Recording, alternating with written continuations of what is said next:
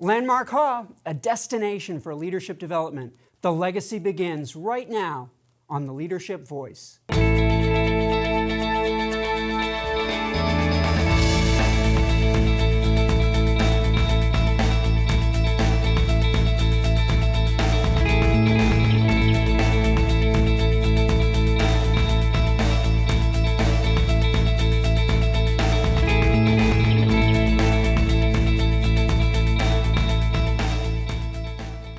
Welcome to the Leadership Voice. I'm your host, Jay Barbuto.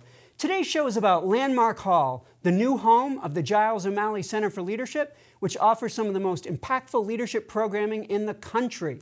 We have a great show for you, so let's get things started with our quote of the day. Today's quote comes from esteemed motivational speaker and self-help guru, Werner Erhard.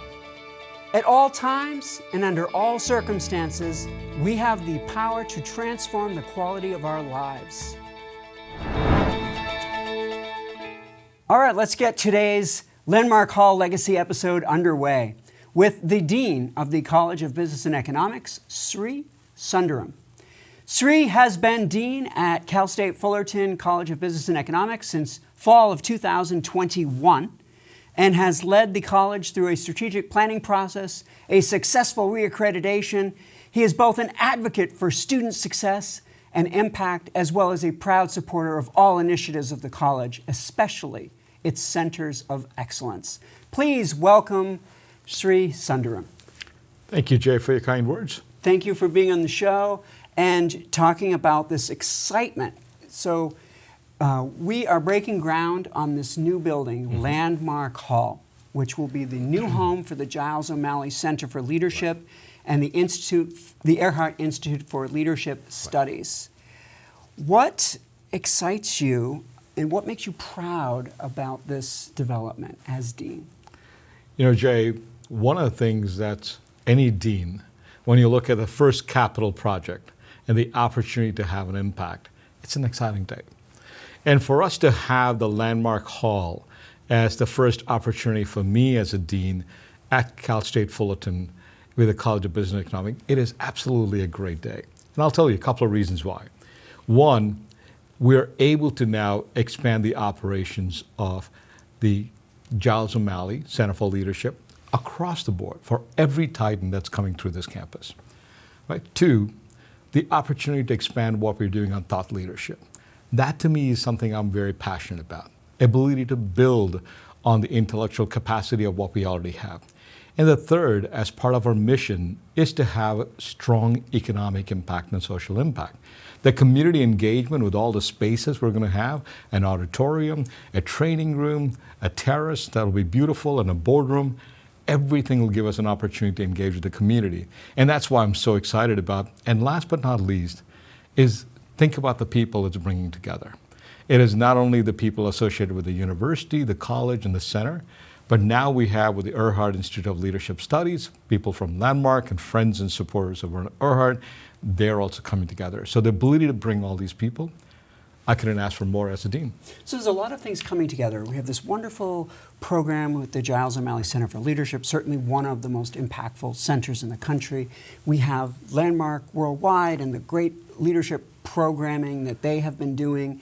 And when you find the opportunity for such a collaboration as this, what makes the Giles O'Malley Center for Leadership uniquely qualified, uniquely capable of bringing all of this together? And I think it's what you and the team have already accomplished. The stakeholders you've been able to bring together to create impact. And I've seen, as I told the story, that we are changing the lives of our students. And you and the center are creating those opportunities so the students are being impacted. What I like about the fact is that the scale that we are able to adapt. We have the opportunity now to scale it. You already have the foundation with all the various programs you have, the board of directors, the board of advisors. Now to be able to bring an extra set of stakeholders to this, I think is a fantastic opportunity for us to scale. Now you'll have the space to do that. And I think for us to continue to build and expand the programming that allows us to change the lives of our students, but also transform the community that we live in, I think it's a fantastic opportunity for both of us. And the center will certainly be able to become an even better center. And the Institute and the legacy of Werner Erhard can be certainly improved with its collaboration at the center as well, all within Landmark Hall. But how is this going to also elevate the college? You know, one of the key things for me when I took over the job as a dean here was that we are the largest college in the West Coast in California. But we know we also have a fantastic academic excellence among our faculty, among our students. We want to start showcasing that. And I think that's what is exciting about this, is that we are able to showcase our talent who are coming through these centers, but also, if you look at other programs that have been so successful, the Titan Capital Management, the Women in Leadership Program, all of these programs on top of what the Giles and O'Malley Center for Leadership does, now we are able to showcase the talent. And that's what I want to make sure that the region and the nation sees, is that we are not only the large, but one of the best. And therefore, clearly it's going to elevate not our rankings, the visibility of the college, the university, and the center. So I'm excited about this opportunity. Yeah. And it may even cross over and start improving some of our academic programs potentially. With the facilities and with the studio. And think about if you're able to enhance our MBA programs with a programming from the Center for Leadership, that every student goes through our MBA program will have the opportunity to take that. What an opportunity to transform, bringing a student in, having that opportunity to take this programming as they go through. That is not only a differentiator, but when they walk out and graduate, now they're going to be a better leader for the rest of their life. That's the opportunity we have. Well, this is terrific. And Sri, I'd like to thank you for joining us to get us kick-started on this great legacy episode for Landmark Hall. We've got lots of legacy leaders that we're going to be talking about today, so thank you for kicking us off. Thank you, Jay, and thank you for all the wonderful work you're doing and impacting us and elevating us. I appreciate it. Now, a quick word from the College of Business and Economics on the new building project.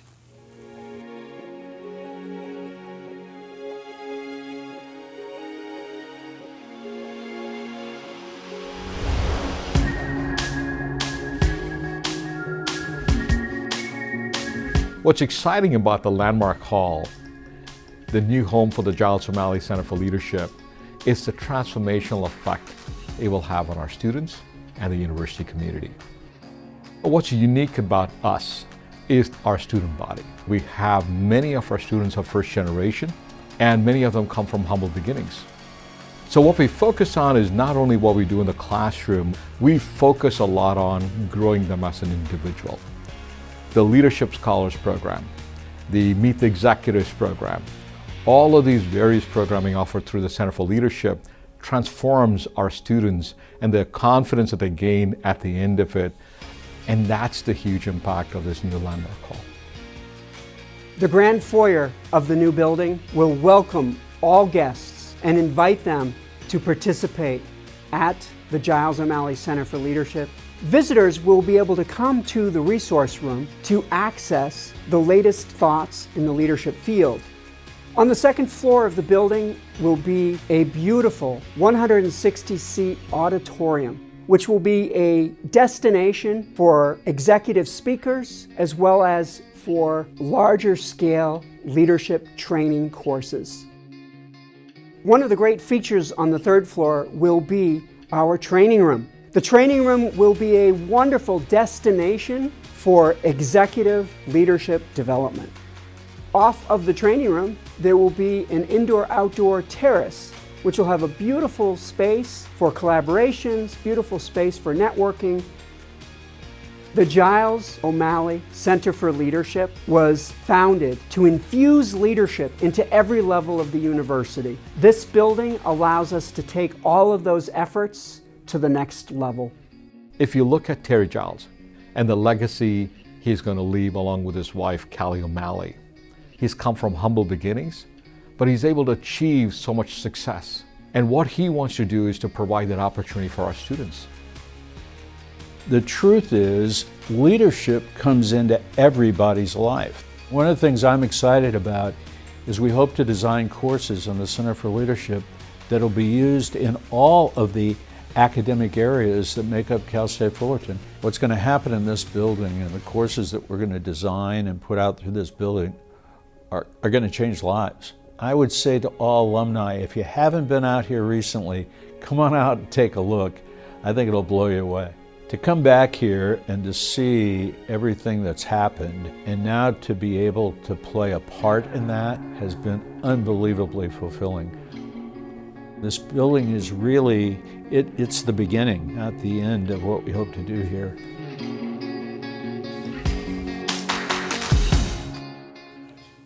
Welcome back. Our first legacy guest is Terry Giles. Terry Giles is a proud member of the Horatio Alger Society, an honor that recognizes lifetime achievements of those that came from humble beginnings. Despite growing up impoverished, Terry earned his degree at Cal State Fullerton and had an epic series of careers. Terry has been an elite defense attorney, an elite banker, an elite car dealership owner, an elite distributor of technology, an elite biopharmaceutical entrepreneur, an elite entrepreneur in the hospitality industry, an elite civil attorney, and an elite philanthropist. His legacy and that of the center that bears his name and his wife's name will be forever entwined. Please welcome to the show a great person, a terrific leader, and a trusted friend, Terry Giles. Hi, Jay. Great to be here again. Terry, thank you for being on the show with us. So could you share with us, why is leadership so essential? Well, you know, leadership has to exist almost for anything to happen. If you think about it, I don't care, when we were tribes, there had to be a leader. When we are going to school, there's somebody who has to lead the classes. When we get into business, there's somebody that has to lead the way. Leadership is what allows things to occur. It takes it from chaos to a proper organization that can get things done. So I think there is probably no other better thing that we can teach young up-and-coming superstars other than leadership qualities. So what excites you about this new building? We have this wonderful landmark hall. It's going to be the home of the new Giles O'Malley Center for Leadership. It's going to feature the Earhart Institute for Leadership Studies. What excites you about this project? Well, all of that. Starts with the fact it's going to be really a beautiful building. As you know, we've worked long and hard, almost 3 years just on the architecture and the design. We wanted it to be something iconic, and it is going to be that. And it's going to be lovely. It's going to be a great place. When you walk into it, you're going to feel good. And as you know, feeling is a very important item. And when you walk in that building, you're going to feel the power that is coming out of the courses and the guest speakers and everything that thing stands for. Yeah, I mean, the center and everything that's going to happen at Landmark Hall is going to change lives. It's going to be highly impactful. There are going to be incredible people that are going to come in there and talk about their lives, their careers. Not just the courses that will be delivered, but the guest speakers, which will be available for the entire campus to come and hear. It's going to be a special thing. You know, Terry, your legacy is quite impressive. As you think about the legacy that you're going to be leaving with the Center for Leadership, why did you decide to have the center be such a close part of your and Callie's legacy? You know, it's a combination of things. First of all, for whatever reason, throughout my lifetime, it seems like others have looked to me to sort of take charge of whatever it is that I was involved in, whether it be in the courtroom or the boardroom. I feel very, very lucky that whatever characteristics that was in me, that I was just lucky to have it. And as a result, though, and in carrying the banner of leader so often in my life, I know how important it is to be properly trained to be in that position. I remember when it was just a work in progress, and I wish there had been classes I could have taken at college when I was here at Cal State that might have helped me in the earlier years. And so I want to see others have the opportunity to grow, to blossom, to flower out, to feel that they are in control of their life, in control of what it is that's happening around them. That life can be anything they want it to be. And they have within them the ability to make that happen. So what would you tell somebody who might be thinking about attaching their legacy to this landmark Hall Center for Leadership, Earhart Institute of Leadership Studies? If someone's thinking, maybe I should be part of this, what would you tell them? Well, I think that's a pretty good idea, first of all, and I'd congratulate them on the thought. But seriously, I am hopeful that we will attract more and more people that have used their own version of leadership in their life to be successful. The more people like that we have in the center, the better it's going to be for the students. You know, there's a lot of students here at the school that want to be lawyers. So having a great lawyer in there talk about leading a law firm can be very helpful. There are other students that want to be teacher. Coming in there and talking to people that have been in education all their life and have become leaders in that field can be helpful to them in their career. No matter what it is they're studying, whatever their academic discipline is, here at Cal State University Fullerton, I hope we can bring in people to the center that will give them ideas of what they can be. You know, if they can think it, they can do it. But somebody somewhere has got to instill in them the belief that they have the ability to make it. You know, empowering people, inviting people, removing things that get in others' ways of being able to reach their full potential. Yeah. It's a big part of leadership development, isn't it? Well said. All right. Well, thank you, Terry, for joining us. And we've got lots of other guests that we're going to be talking to about this great landmark legacy building. We're really excited about it. Well, Jay, thank you. Always good to be here with you. Terrific. It's now time for a featured segment of the Leadership Voice. It's today's Did You Know? Today's Did You Know comes from the Giles O'Malley Center for Leadership. The business school at Cal State Fullerton is the second largest in the United States, with 60% of its students being first generation. And CSUF is ranked number 2 in upward social mobility among 8,000 universities nationwide. CSUF matriculated more underserved than any business school in the USA. So if you want to make an impact and change lives for the better, Cal State is the place to give back and make a difference. It's now time for our Leadership Countdown. Today's countdown, we bring the top 10 initiatives of the Giles O'Malley Center for Leadership since its inception in 2011. Number 10, the Summer Leadership Institute for high schoolers. Number 9, Building Better Workplaces Culture Survey. Number 8, the Organizational Leadership Alumni Council. Number 7, the Leadership Scholars Alumni Board. Number 6, the MBA Organizational Leadership Concentration.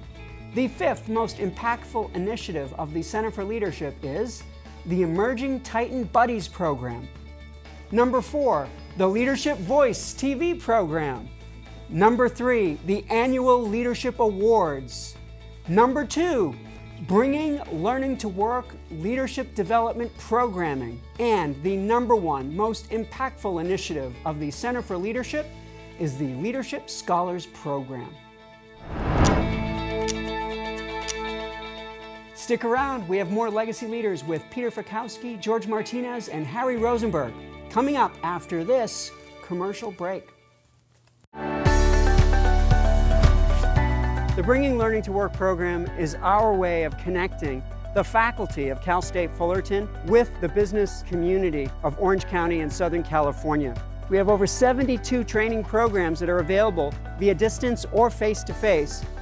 And the faculty come to your company and they deliver the training to your employees. The Bringing Learning to Work program is really fundamentally, it's leadership programming. We do diversity and emotional intelligence training. We partner with Cal State Fullerton because they had subject matter experts in these fields, and we're really fortunate and privileged to be able to do that.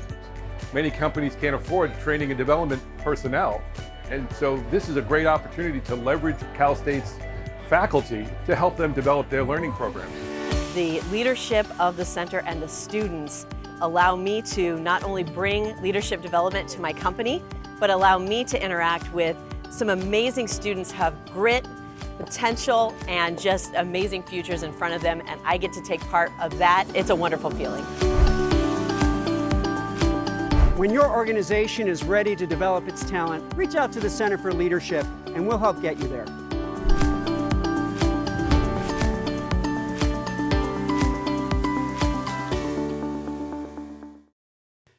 Our next guest today is Peter Fakowski. Peter's mission in life is to leave our children a world for which we can all be proud. He is an MIT-educated physicist, engineer, social entrepreneur, philanthropist, social innovator, and author. He has worked at NASA, taught at MIT, founded his own image analysis software company, and leads the field for climate restoration. And now he is a legacy leader for Landmark Hall and the new home for the Center for Leadership, which will feature the Earhart Institute for Leadership Studies. Please welcome Peter Fakowski. Thank you, Jay. It's really a privilege to be here. It is great to have you on the show, and there's so much we could talk about, but let's talk about leadership. Why is it so important for us to have purposeful leaders in this world? As parents, most of us either are parents now or will be, or we have nephews and nieces.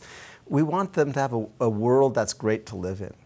And that requires leadership. The way things tend to go is not so well, as we see in the climate, as we see in the environment, in politics, in war.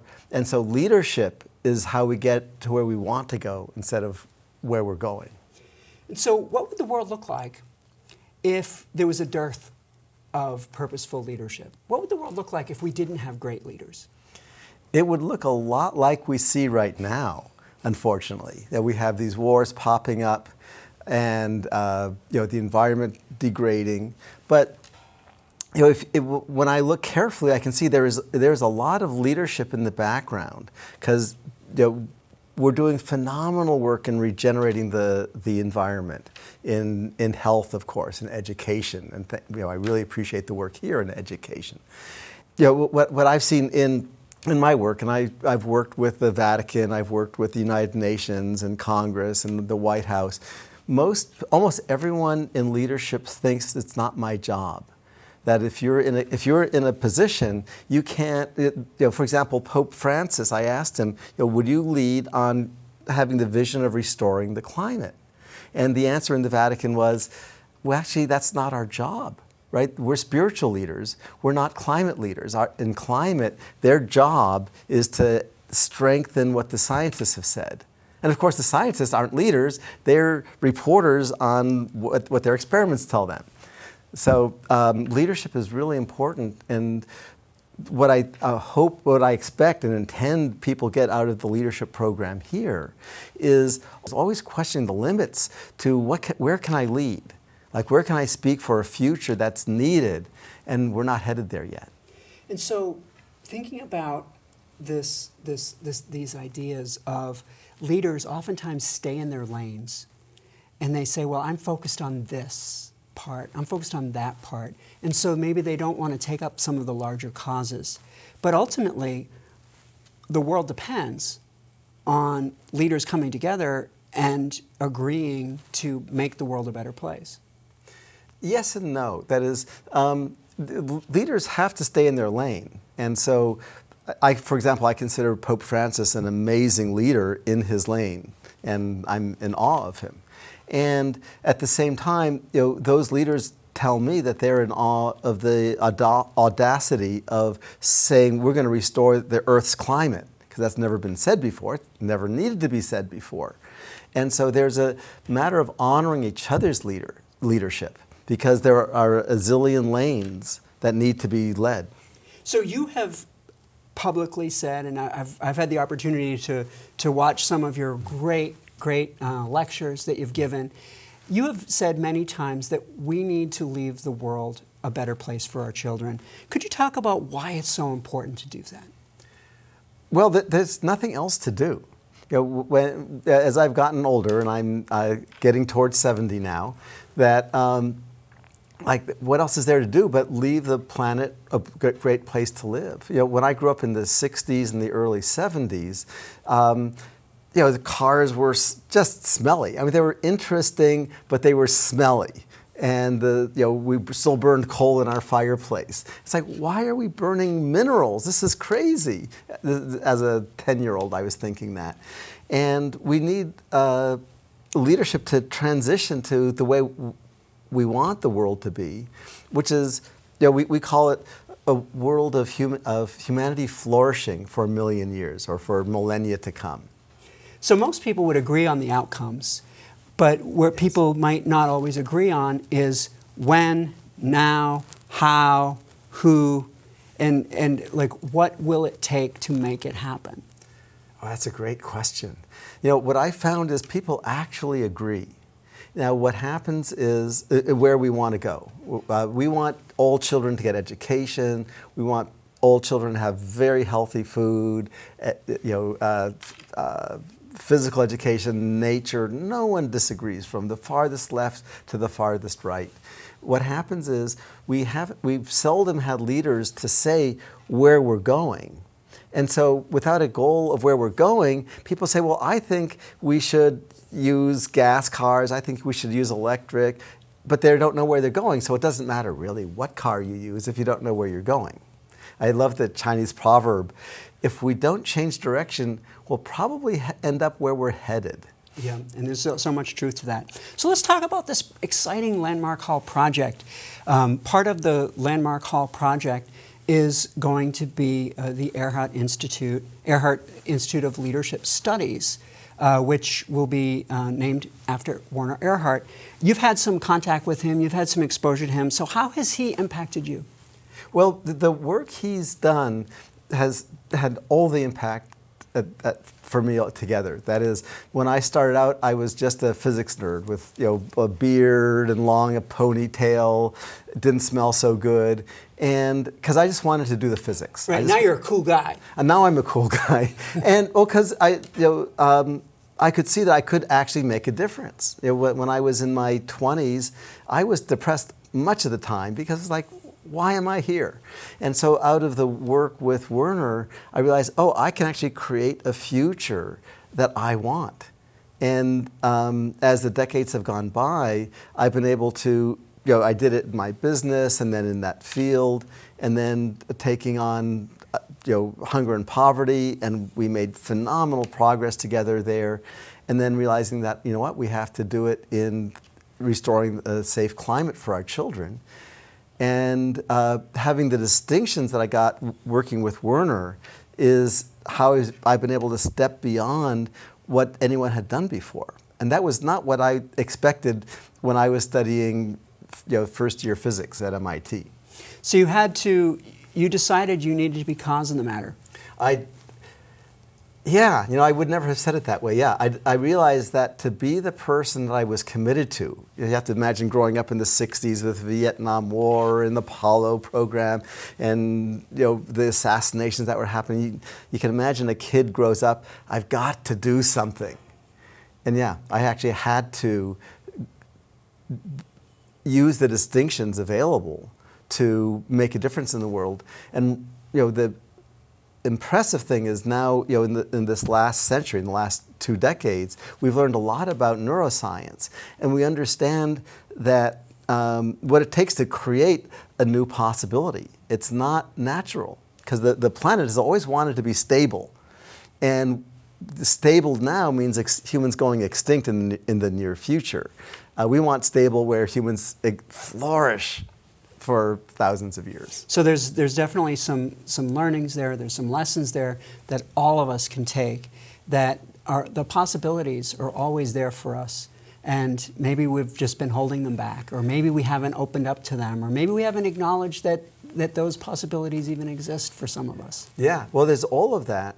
And what I've been discovering, especially in the last couple of years, is that we're not designed to understand it. What I find is when I go into my office and start writing, it all sort of disappears. It's only when I'm talking to people I remember how important it is to create something that hasn't that we want. Which, yes, it doesn't exist yet, but that doesn't mean we don't want it. It doesn't mean there's even debate about it. It just means that it's a new possibility, and our planet is changing very rapidly, and so it requires what I call a community of practice, which is what's being created here in the Landmark and Earhart Library, is a community of practice to keep creating and strengthening the muscle to create, because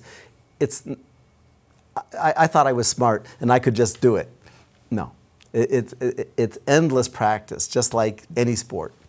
Oh, that's great. So thinking about this project, knowing that it's here with the Center for Leadership, which is really one of the premier centers for leadership in the whole country, there's a wonderful opportunity for synergy between the Institute and what the center does. As a person who's made a decision to invest in this project, what excites you about it? Well, what excites me is if we don't do it, it's not going to happen. What I found going, as I said, around to the Vatican and the UN, there is no study of leadership for creating something that never existed before. Everything has been based on essentially maintaining and improving the status quo. This is the only place I've seen, this is the only source of leaders in my organizations who can stand up and create something newly. That's great. So what would you tell others who are thinking about getting involved in the legacy of Landmark Hall? What message would you give them? Oh, handle your retirement and pour the money and the love in here. This is the investment for your grandchildren.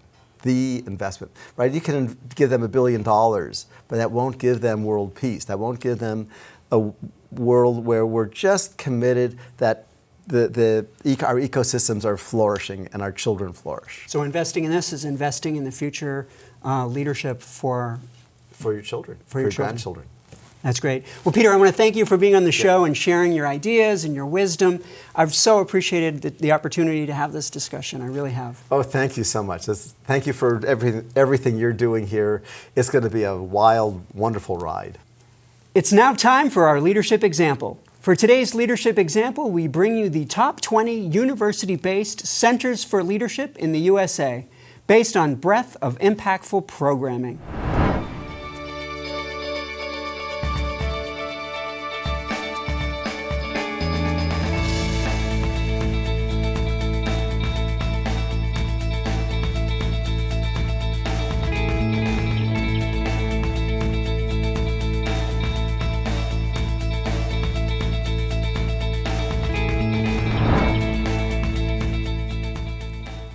Our next guest is George Martinez, an elite banking executive with over 50 years of banking experience.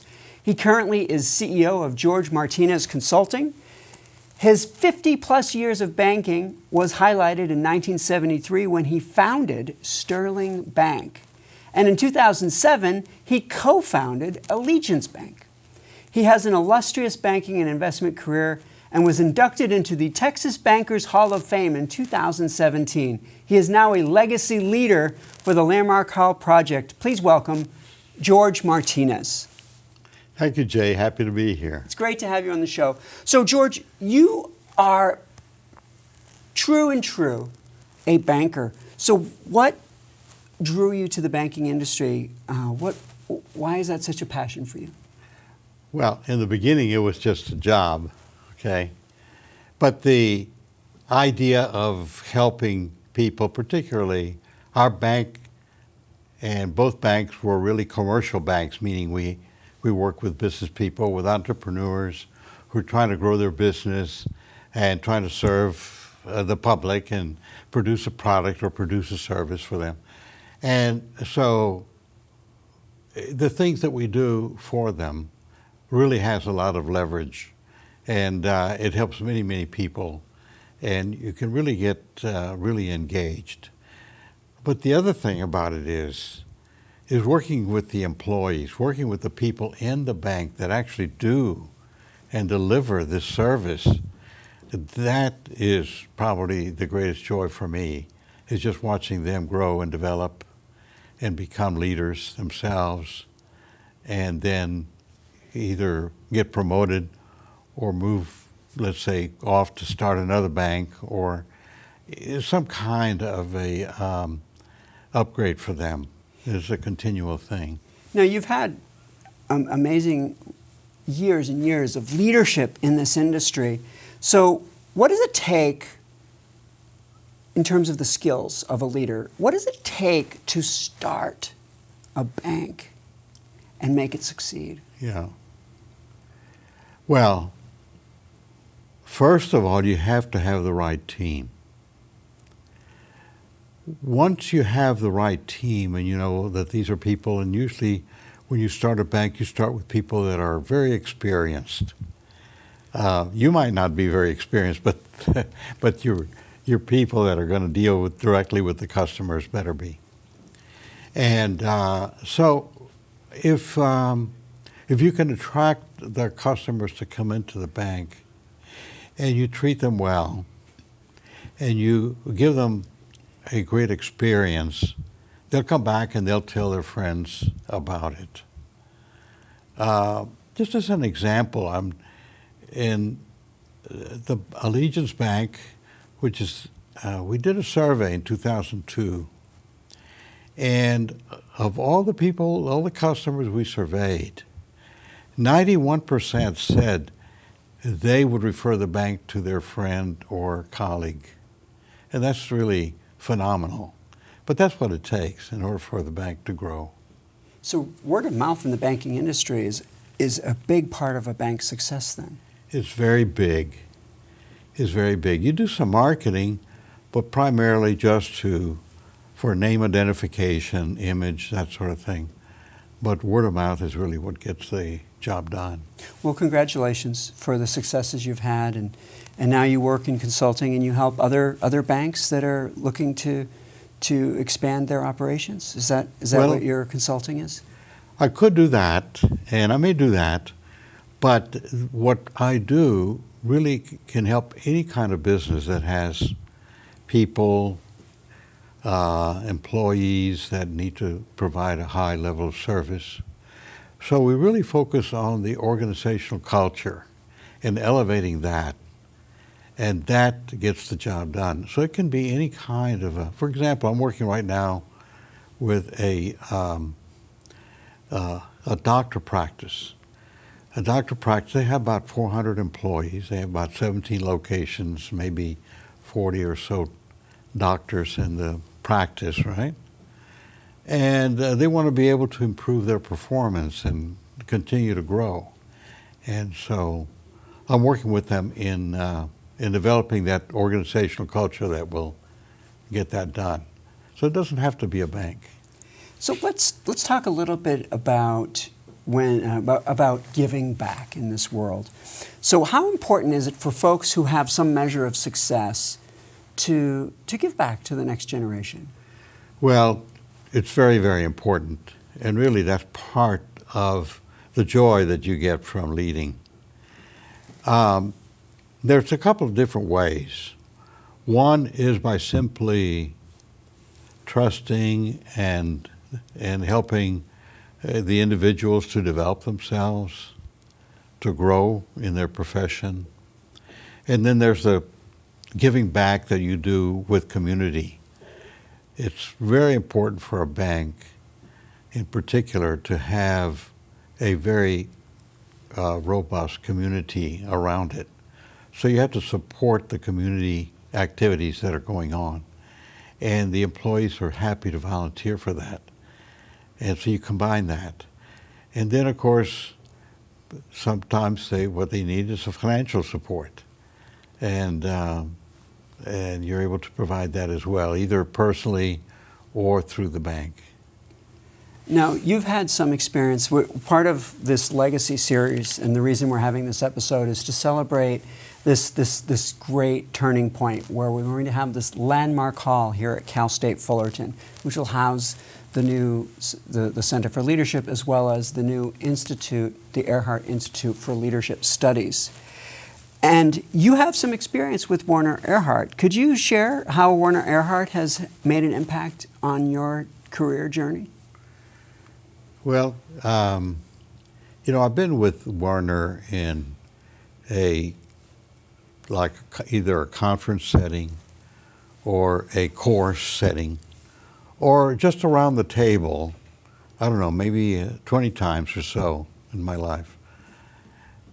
And he's really great to be with. But what's really important is what you do with the work that he created and the power of that work that he created, whether it's in my personal development or whether it's in developing leadership skills or developing other people to have leadership skills. It's unique. It's the kind of invention, I guess, that I haven't seen anywhere else.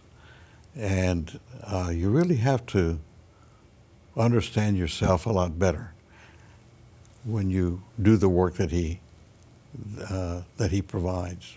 So what excites you about this project? What excites you about the Earhart Institute for Leadership Studies, which is going to become an iconic part of Landmark Hall and the Center for Leadership? Well, the most important thing to me is the sustainability of this, of what Werner has been able to invent, and the opportunity for it to actually grow beyond Werner, beyond me, beyond the people that are here today, and to keep developing greater access to what leadership is, to be able to provide that, in the different institutions around the country and around the world. So what message would you give somebody who's thinking about becoming part of this legacy, thinking of becoming part of this project? What would you tell them? I'd say, look, you're very fortunate if you're able to provide either financial support or any other kind of support for this project, because this project is not only going to live, forever, but it's going to be creating a lot of very important leaders just because it's here and it's available to the people. And people will come from all over just to learn, appreciate it, understand it, and pass it on. Well said. Thank you, George, for joining us on today's show. We really appreciate it. It's my pleasure, Jay. It's now time for our leadership lesson. Today, I will talk about the key to building and growing a successful Center for Leadership.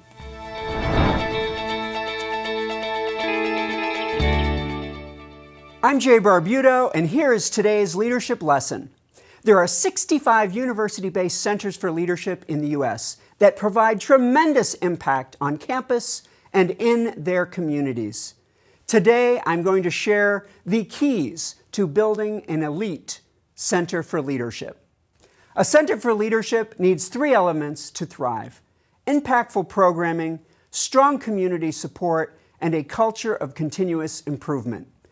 Impactful programming is optimized by several initiatives that impact multiple levels of your university constituent. Programs for undergraduate students, graduate students, alumni, staff, faculty, executives, businesses, and the community. Purposeful programs will change lives, and once you demonstrate this ideology with optimism, the community support will come in droves. Strong community support is optimized by building a strong network of purposeful professionals that believe in the center's mission and whose expertise can add value to the center's initiatives. Activating your community partners will keep the center relevant and impactful. Center directors must set aside assumptions and preconceived ideas to invite input from the business community, to be a great leader and build a great Center for Leadership. You need to bring great executives together, ask them terrific questions, and listen carefully to activate their suggestions to guide your initiatives. An elite center also requires significant funding. Most elite centers are self-supported through community partnerships, sponsorships, and donations.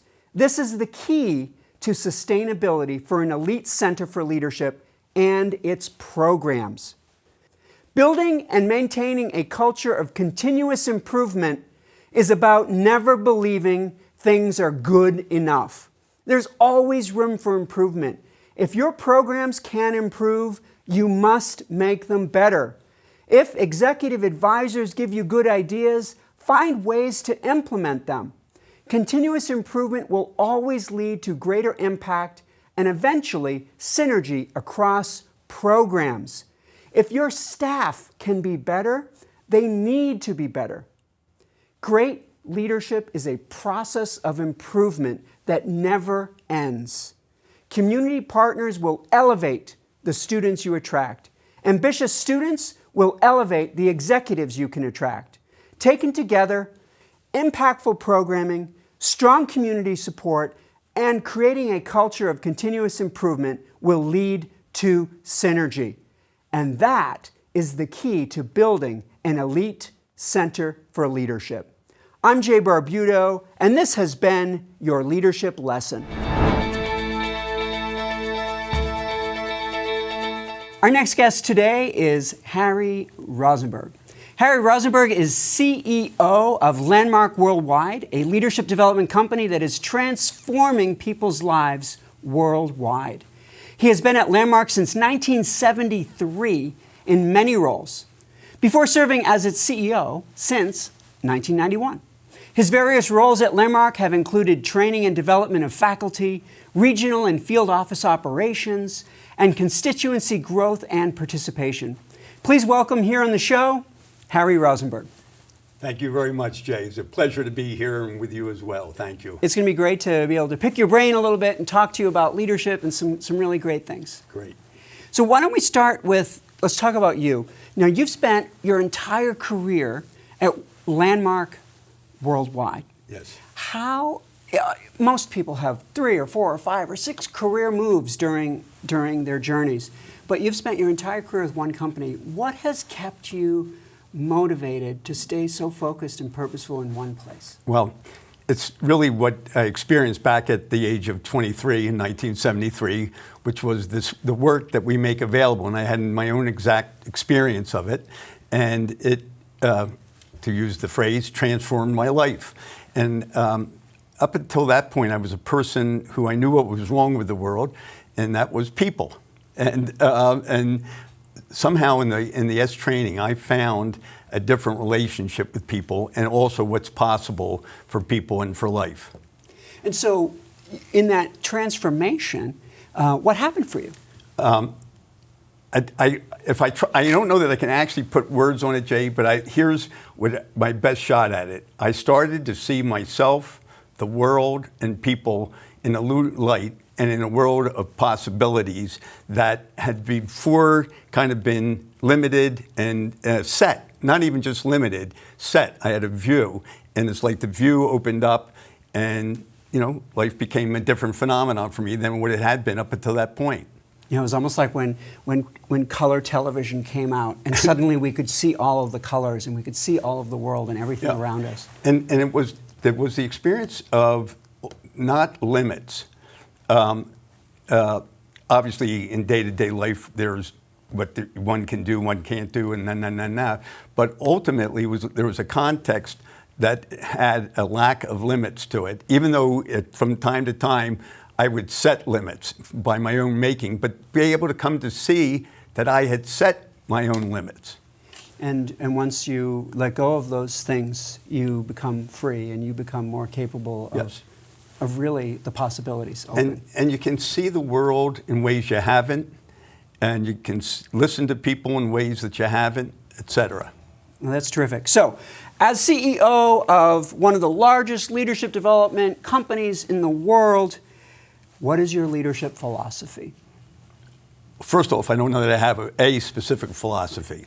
I think whatever strength I have in leadership is listening to people. In my 30, whatever it is, some years, the number of things that I've come up with myself, I think I could count on one hand, maybe two. Frankly, I couldn't tell you one thing right now.